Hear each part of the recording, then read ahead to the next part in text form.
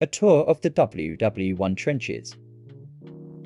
The trenches were about 2 meters tall and could barely fit a person due to their narrow width. These trenches run for 5,600 kilometers. They would serve as protection for the soldiers from bombs, gunfire and lethal weaponry.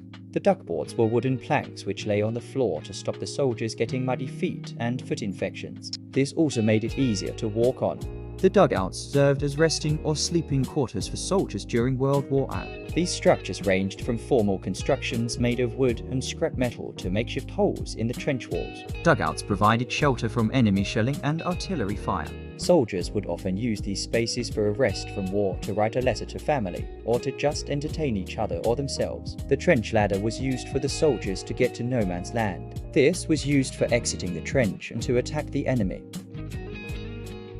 The fire step was literally a step made out of wood which was 1 meter higher than the trench floor. It was used to kill the enemy soldiers that were advancing from the enemy trench to no man's land. The fire step made it possible for Fezoldiers to see over the top and shoot out of the trench. The fire bay was used with the fire step. The fire bay was a cutout in the side of a trench to attack the enemies in no man's land. There was ammunition stored in fire bay.